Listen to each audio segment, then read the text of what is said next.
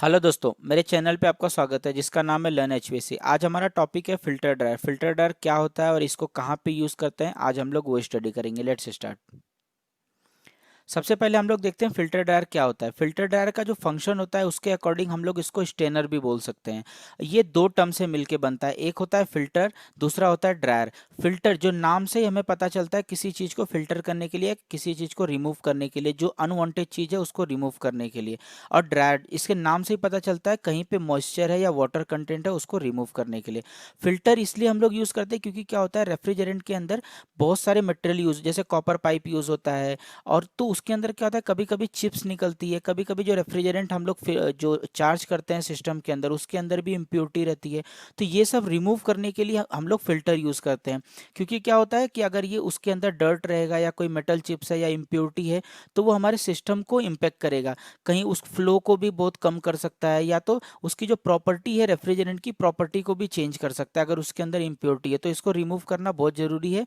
तो और दूसरा है ड्रायर। ड्रायर इसलिए ज़रूरी है क्योंकि हमारे सिस्टम के अंदर कहीं भी मॉइस्चर नहीं आना चाहिए, मॉइस्चर को रिमूव करने के लिए यूज़ करते हैं। क्या होगा अगर मॉइस्चर हमारे कंप्रेसर या कहीं पे एंटर करता है तो उसको उसमें क्या होता है, जो कंप्रेसर के अंदर हम लोग ऑयल यूज़ करते हैं, कंप्रेसर ऑयल यूज़ करते हैं। मॉइस्चर कंप्रेसर ऑयल के साथ रिएक्शन करके एसिड फॉर्म करता है, और एसिड जो होता है हमारे सिस्टम के लिए सही नहीं है और हमारे सिस्टम को कहीं भी इम्पैक्ट कर सकता है। तो इसके लिए हम लोग फिल्टर ड्रायर सिस्टम में यूज़ करते हैं। ये दो टाइप का होता है, एक होता है लिक्विड लाइन, एक होता है सक्शन लाइन। जो लिक्विड लाइन में यूज़ होता है उसको हम लिक्विड लाइन टाइप बोलते हैं, जो सक्शन लाइन में यूज़ होता है उसको हम लोग सक्शन लाइन टाइप बोलते हैं। दोनों अलग है, दोनों एक अलग, मतलब सक्शन लाइन लिक्विड लाइन में नहीं लग सकता, लिक्विड लाइन सक्शन लाइन में नहीं लग सकता। क्योंकि क्या होता है, लिक्विड लाइन जो होता है वहाँ रेफ्रिजरेंट लिक्विड फेज में होता है, और सक्शन लाइन में जो होता है वो गैसियस फेज में रहता है। ये देखिए, ये एक सिंपल रेफ्रिजरेशन साइकिल है। यहाँ पे कंप्रेसर है, यहाँ पे हमारा कंडेंसर, उसके बाद रिसीवर है। जो हमारा रेफ्रिजरेंट है उसके कंडेंसर में जाएगा, कंडेंसर के बाद यहाँ पे रिसीवर के अंदर आएगा।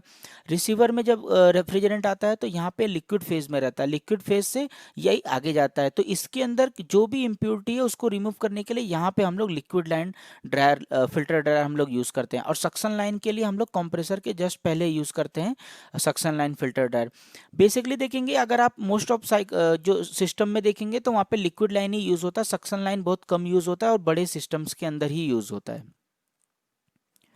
अब हम देखते हैं कि कितने टाइप का फिल्टर ड्रायर होता है। फिल्टर ड्रायर बेसिकली दो टाइप का होता है, एक होता है मॉलिक्यूलर टाइप, एक होता है कोर टाइप। जो मॉलिक्यूलर टाइप होता है इसके अंदर हम लोग छोटे छोटे बॉल, मॉलिक्यूलर सीव्स और एक्टिवेटेड एल्यूमिना के बॉल्स यूज करते हैं, छोटे छोटे पार्टिकल यूज करते हैं। और इसके अंदर क्या होता है, एक कोर सेल यूज किया जाता है, इसलिए हम लोग इसको कोर बोलते हैं। इसमें क्या होता है कि एक ट्यूब होती है, ट्यूब के साथ दो डिस्क होता है जिसको हम लोग वेल्डिंग के साथ ज्वाइन करते हैं। उसके बाद क्या होता है कि इसके अंदर हम लोग फिल्टर, ये जो आप देखेंगे ये फाइबर ग्लास यूज करते हैं, स्प्रिंग के साथ यूज करते हैं ताकि पूरा सिस्टम जो है प्रेशराइज्ड रहे। उसके बाद इसके अंदर हम लोग आप देखेंगे व्हाइट और ब्राउन छोटे छोटे बॉल्स यूज किए हुए हैं। ये क्या होते हैं, ये एक्टिवेटेड एल्यूमिना और मॉलिक्यूलर सीव्स होते हैं। मॉलिक्यूलर सीव्स क्या करता है, जो रेफ्रिजरेंट के अंदर मॉइस्चर होता है वो रिमूव करता है। एक्टिवेटेड एल्यूमिना क्या करता है, उसके अंदर अगर रेफ्रिजरेंट के साथ कुछ एसिड है तो वो एसिड को रिमूव करने के लिए यूज किया जाता है।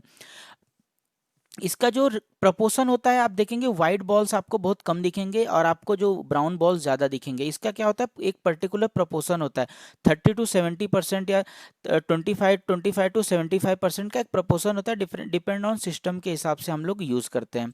इसकी क्या होती है, एक लाइफ साइकिल होती है, और एक पर्टिकुलर लाइफ साइकिल के बाद इसको हम लोग को रिमूव करना पड़ता है, नया एक फिल्टर ड्रायर सिस्टम में हमको रिप्लेस करना पड़ता है।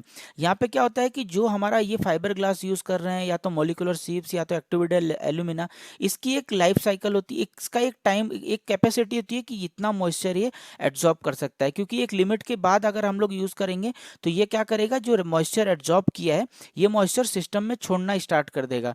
तो ये हमारे लिए ज़्यादा डेंजरस हो जाएगा, सिस्टम को ये अफेक्ट कर सकता है। इसके लिए इसका एक लाइफ साइकिल होता है, उसके बाद इसको हम लोग को रिप्लेस करना पड़ता है।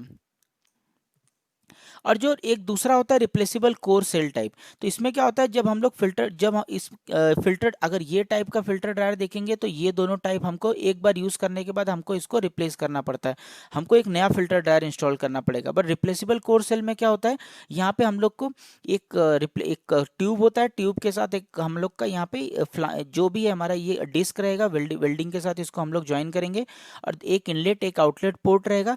और यहाँ पे जो हम लोग एक सिस्टम बनाते हैं, nut bolt system. Nut bolt system से क्या होता है, जब भी हमको चाहिए तो हम इसको ओपन कर सकते हैं, और मार्केट में कोर सेल टाइप अवेलेबल रहता है फिल्टर ड्रायर, ये हम लोग जस्ट इसके अंदर फिल करेंगे और इसको उसके बाद फिट कर सकते हैं। और जब भी एक टाइम के बाद इसका जब ये इसका यूज़ ख़त्म हो जाएगा, उसके बाद हम लोग इसको जस्ट फिर से रिप्लेस कर सकते हैं।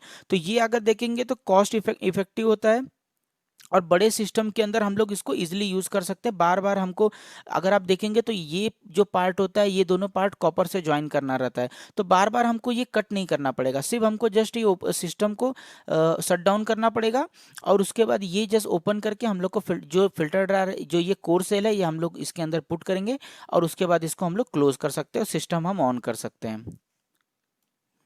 Things to be considered before selecting filter dryer, कुछ चीज़ें हैं जो हमें ध्यान रखना चाहिए कि जो फिल्टर ड्रायर हम सेलेक्ट कर सकते हैं, तो उसका type of connection, flare connection है कि शोल्डर कनेक्शन है, ये ध्यान रखना है। कैपेसिटी ऑफ द सिस्टम, क्योंकि फिल्टर ड्रायर जो डिज़ाइन किया जाता है कैपेसिटी के लिए डिज़ाइन किया जाता है। बेसिकली छोटे हाई वॉल सिस्टम इसके लिए हम लोग नहीं यूज़ करते, मोस्टली जो 3 टीआर के ऊपर के सिस्टम होते हैं वहाँ के लिए हम लोग यूज़ करते हैं।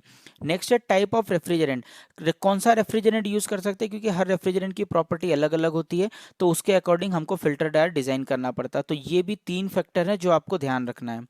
ओईएम फॉर फिल्टर ड्रायर, को ये 4 ओईएम है, पहला है ड्राइवोल, डेनफॉस, एमर्सन एंड पार्कर, ये 4 जो ओईएम है जो मार्केट में मोस्टली यूज़ होते हैं। इनकी क्वालिटी भी बहुत अच्छी है, और इनका कॉस्ट ऑफ वाइज देखेंगे तो थोड़ा सा कॉस्ट अगर लोकल ब्रांड से कंपेयर करेंगे तो हाइयर है, बट अगर आप क्वालिटी वाइज देखेंगे तो बहुत अच्छी क्वालिटी है। तो आप ये 4 ब्रांड में से कोई भी एक ब्रांड परचेज कर सकते हैं।